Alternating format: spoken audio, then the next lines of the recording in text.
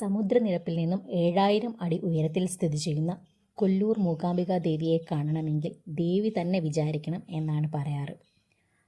സൗപർണികാ തീരത്തെ ദേവിയെ കാണാൻ ഇന്ത്യയുടെ പല ഭാഗങ്ങളിൽ നിന്നും ആളുകൾ വരാറുണ്ട്.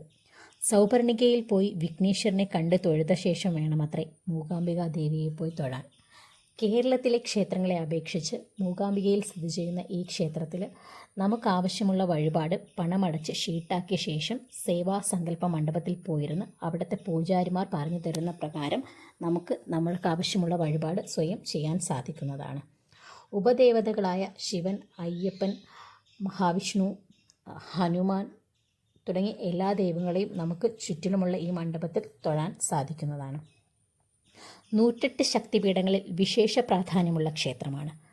ആദിശങ്കരൻ കുടജാഗ്രയിൽ തപസ് ചെയ്യുമ്പോൾ ദേവി പ്രത്യക്ഷപ്പെടുകയും എന്ത് വരമാണ് വേണ്ടതെന്ന് ശങ്കരാചാര്യരോട് ചോദിക്കുകയും ചെയ്യുന്നു. അപ്രകാരം ശങ്കരാചാര്യർ ദേവിയോട് ആവശ്യപ്പെടുകയാണ്. തൻ്റെ കൂടെ വരികയും താൻ ആവശ്യപ്പെടുന്ന സ്ഥലത്ത് ദേവി പ്രതിഷ്ഠിതയാവാനും ശങ്കരാചാര്യർ ആവശ്യപ്പെടുന്നു.